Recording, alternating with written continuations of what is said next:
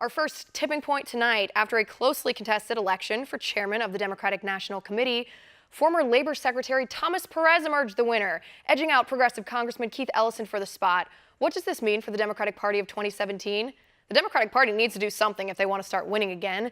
The Democrats lost 1,042 seats across the nation during Obama's presidency, from governorships to state houses, federal House of Representatives and Senate seats, and ultimately the presidency. The Democratic Party is sharply divided within their own ranks, with two factions warring against each other for party control.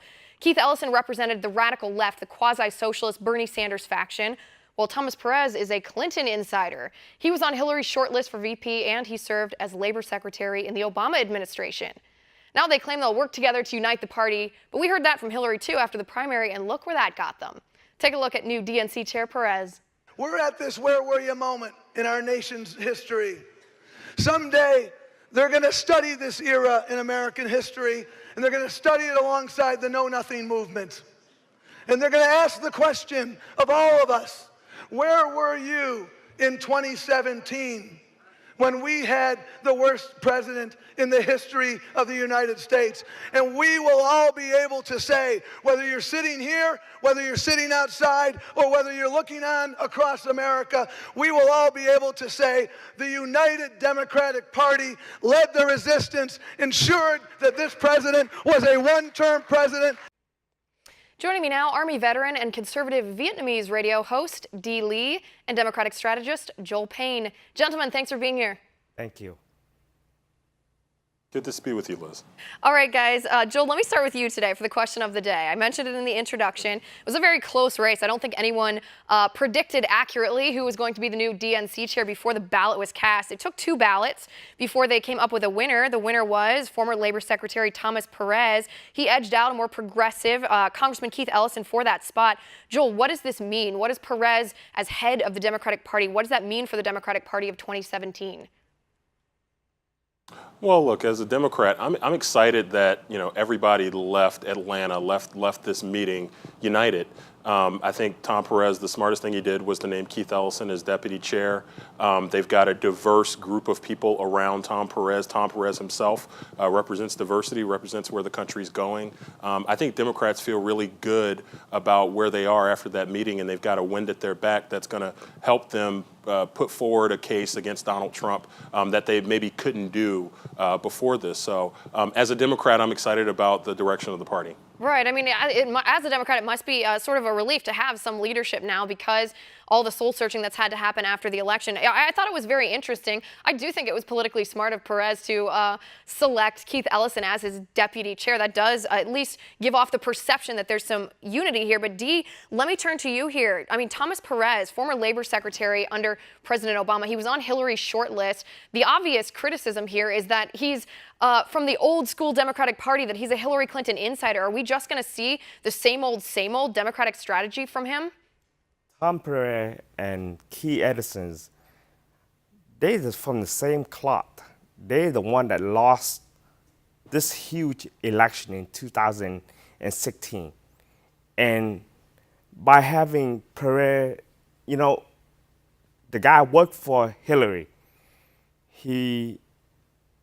Right. He was certainly a large part. Like I said, he was on the short list for vice president when Hillary Clinton was running her campaign. I think that there's no way he can deny being an insider. But Joel, let me ask you this. There are two factions, I think, within the Democratic Party, just perhaps as there are within the Republican Party right now.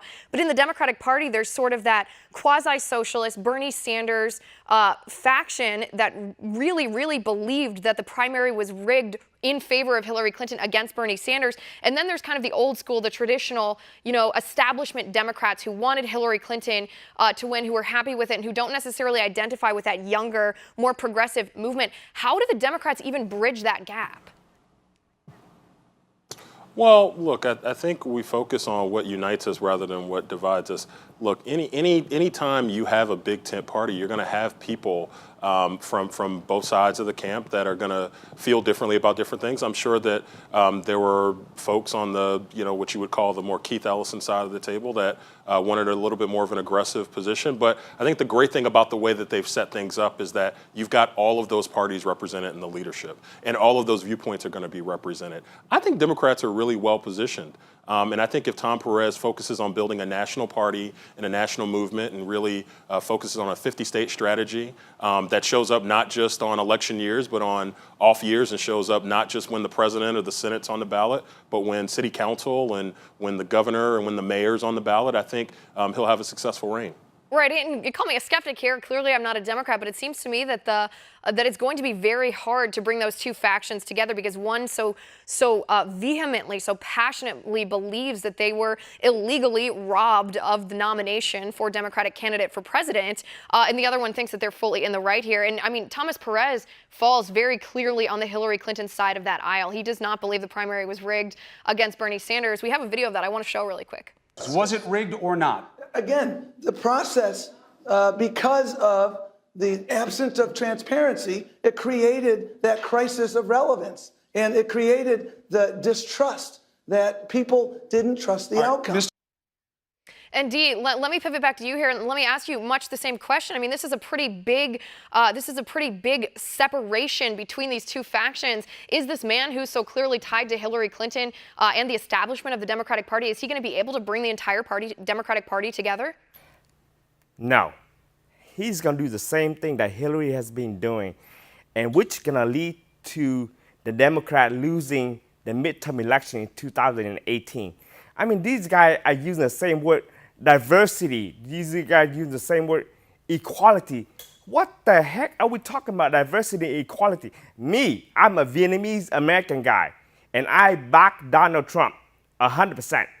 You know, and for once, I have friends for all different background and ethnicity, and I, for one, never use that term inequality or diversity. And because this Perez guy get hired to become the chief of the Democrat Party, he gonna continue the same road path that they have been going. They're gonna lose again in 2018. Right. And I think what you're talking about is identity politics here, and that's stereotyping people based off of, you know, their race or their religion or their gender or their creed, their sexual orientation, what have you. And that is arguably what helped lose the Democrats the 2016 election and lose so many seats over the past 8 years. Joel, let me turn to you. I want to ask you a specific question about Thomas Perez. This was something that was very striking to me when he was accepting the election results. When he was making his first speech, he was talking about how he plans to build the bench for the Democratic Party, how he plans to win back voters in the Rust Belt. And he talked about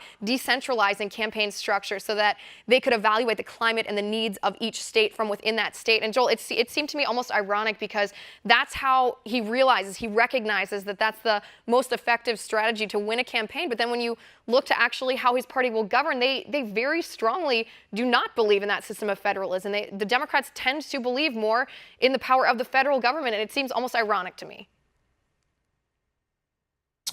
I'm not sure if the two things are linked. I mean, he's talking about building the infrastructure of a political party. You know, Democrats, you know, I think what you're referring to is more of a governing philosophy, which, by the way, I think you have plenty of Democrats who see just as important of a role for states and state leadership as they do for federal leadership. So I respectfully disagree with you there. I do think, however, what he's talking about with decentralizing elections and, or rather election strategy, I think it's just important for him to approach this with an open mind. We got taken to the woodshed a little bit last time, and I think any smart Democrat should be open to new ideas and new ways to go and build the type of party and the type of movement that's going to be long-lasting and impactful. Right, and I mean, that was the strategy that worked for President Obama in 2008, a very decentralized, very community organizing strategy. It's clearly effective. Joel, one last question, because we're almost out of time, and that is, Thomas Perez said that Donald Trump was the worst president in United States history. He's only been president for 39 days. How can you possibly know that yet? Look, I mean, he's a political figure, and he is not the first person to use hyperbole. But I will say this: Donald Trump is not building a case on the other side of that. I think he's day by day proving that Tom Perez may be a little prescient in what he's saying. He is not building an inclusive country. He's not building an inclusive government, and he has not been somebody that's been a uniter, which is what he's claimed he's going to be. But 39 days, he's I mean, actually divided us. That's 1 month. Come on here. Even from the other side, you know, I was not one that voted for President Obama here, but after 39 days, I didn't say that he was the worst president of all time. I said, well, we'll see what he does. I hope he succeeds, because if he succeeds, our country succeeds. Dee, Joel, thanks so much for being here, guys. It was great to talk to you. Thank you, fam.